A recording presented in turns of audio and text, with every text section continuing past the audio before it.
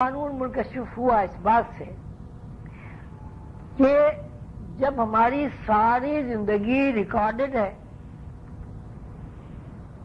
اور ہم اس ریکارڈ کے بغیر ایک انچ کے 1000ویں حصے میں بھی اپنا اختیار استعمال نہیں کر سکتے تو اس سے یہ خود بخود ثابت ہو جاتا ہے کہ کوئی ہستی ہے جس نے یہ سارا سسٹم بنایا اور اس سسٹم کو کمپیوٹرائز کر دیا یا فلم کی شکل میں محفوظ کر لیا۔ اب جن لوگوں کو اللہ تعالیٰ نے یہ علم عطا کر دیا، اچھائی اور برائی کے تصور کا علم، کائناتی نظام کا علم، انہوں نے نوع انسانی کے لیے اس علم کو چھوٹے چھوٹے شعبوں میں تقسیم کر کے نوع انسانی تک پہنچایا تاکہ انسان اس علم کو سمجھ سکے اور اس علم سے استفادہ حاصل کر سکے۔ ان چھوٹے چھوٹے شعبوں کی تقسیم کہیں روشنیوں کی شکل میں کی، کہیں نہروں کی شکل میں کی اور کبھی لطائف کی شکل میں یہ تقسیم کی۔ جیسے آپ نے ابھی پڑھا 6 لطیفے ہوتے ہیں، 4 نہریں ہوتی ہیں۔ یہ 6 لطیفے اور 4 نہریں دراصل اس اطلاع کے نزول کی درجہ بندی ہے۔ جو اطلاع لوح محفوظ سے نزول کر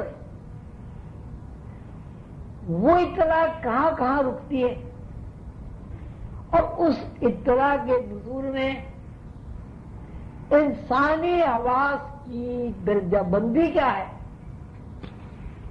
وہ اس کا جہاں جہاں ٹھہراؤ ہے اس کا نام روحانی لوگوں نے لطیفہ رکھا۔ لطیفہ مراد نہایت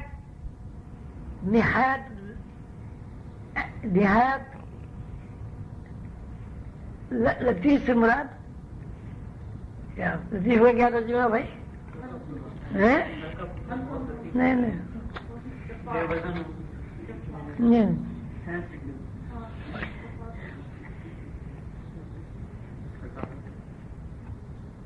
لطائف سے مراد اطلاعات کی درجہ بندی۔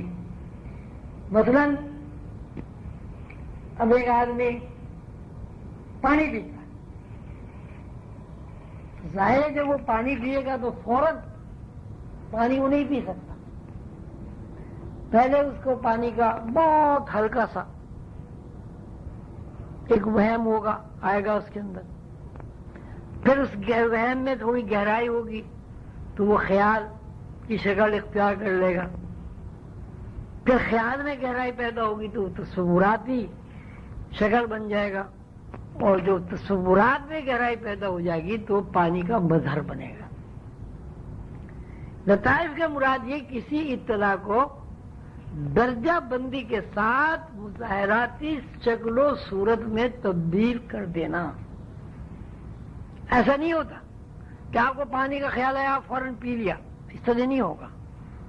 پہلے آپ کے اندر پانی کا وہم آئے گا، پھر وہ خیال بنے گا، پھر وہ تصور بنے گا، پھر اس کا مظاہرہ ہوگا۔ اور یہ قانون صرف ایک پیاس اور بھوک پر ہی نہیں ہے، تخلیق کا عمل بھی یہی ہے۔ پہلے شادی ہوگی، پھر اولاد کا خیال آئے گا، اللہ کا خیال۔ تو یہ لطائف جو ہیں یہ اصل میں درجہ بندی ہے خیال کی، جو وہم سے چل کر مظاہراتی شکل و صورت میں اپنے آپ کو ظاہر کرتا ہے۔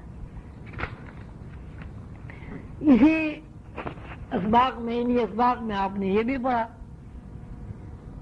کہ پہلے انسان عالم ارواح میں ہوتا ہے، پھر لوح محفوظ میں ہوتا ہے، پھر عالم برزخ میں ہوتا ہے، عالم برزخ کے بعد یہاں عالم ناسوت میں آ جاتا ہے۔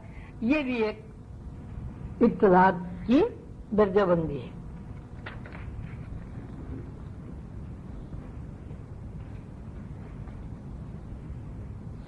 ان اسباق میں یہ بات بھی بتائی گئی ہے کہ استاد اور شاگرد کا جو رشتہ ہے وہ عقل کی بنیاد پر قائم نہیں ہے. مثلا اگر کوئی انسان، کوئی بچہ پڑھتے وقت اپنی عقل استعمال کر لے تو وہ نہیں پڑھ سکتا. اس کی مثال آپ نے دی ہے کہ اگر بچہ الف کو الف نہ کہے اور اس میں اپنی عقل استعمال کر لے تو وہ استاد کا علم جو ہے وہ اسے منتقل نہیں ہوگا.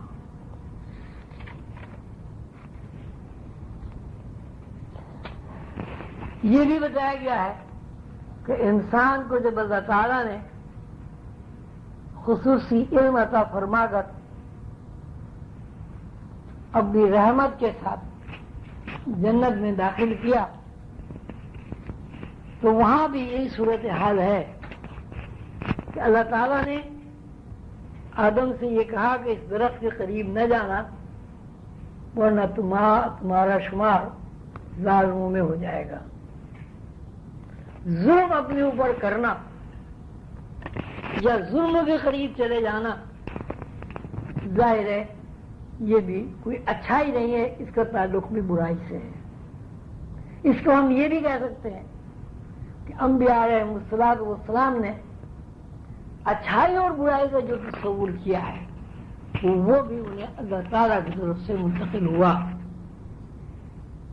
آدم علیہ السلام سے یہ کہنا اللہ تعالیٰ کا کہ اگر تم اس درخت کے قریب چلے گئے تو تم ظالموں میں ہو جاؤ گے، یعنی برائی کے مرتکب ہو جاؤ گے. یہی ہوا کہ آدم علیہ السلام سہ ہوا، بھول گئے کہ جو بھی کچھ ہوا، جب اس درخت کے قریب چلے گئے تو انہوں نے یہ محسوس کیا کہ ہم نے اچھائی نہیں کی. جیسے ہی انہوں نے یہ محسوس کیا کہ ہم نے اچھائی نہیں کی تو برائی کا تصور جو ہے وہ غالب ہو گیا. اور سب سے پہلے برائی کا تصور کے ساتھ جو چیز ان کے اوپر منکشف ہوئی وہ ان کا اپنا سفر ہوا.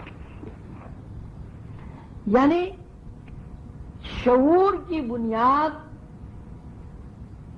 اس بات پر قائم ہوئی کہ آدم نے خود کو ننگا محسوس کیا. جب کوئی بچہ اس دنیا میں پیدا ہوتا ہے تو اس کا یہ مطلب نہیں ہے کہ آدم پہلے پیدا ہو چکے ہیں، وہ بندہ گیا وہ لاکھوں سال کے بعد پیدا ہوا، بلکہ ہر بچہ جو اس دنیا میں پیدا ہو رہا ہے وہ دراصل زندگی جنت کی زندگی سے نکالا جا رہا ہے. آدم کا عمل ایسا نہیں ہے کہ کروڑوں اربوں سال اس عمل کو آدم پورا کر چکے ہیں اور اللہ کی سنت میں تبدیلی ہو گئی، ایسا نہیں ہے.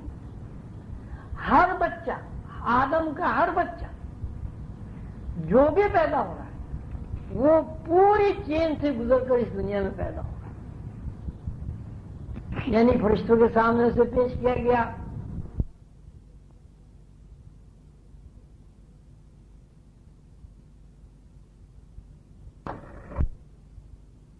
تو بچے کا اس دنیا میں ننگا پیدا ہونا اس بات کی علامت ہے کہ اس کو جنت کی زندگی سے نکال دیا گیا ہے. اور یہی وجہ ہے کہ ہر آدمی جنت کی اس تحریک کو کہ جہاں سے انسان نے نافرمانی کی بنیاد پر خود کو ننگا محسوس کیا، اس دنیا میں آنے کے بعد اس ننگ پن کو وہ دور کرنا چاہتا ہے. اور یہی سطر پوشی کا ایک تقاضا اور قانون نو انسانی کے لیے بن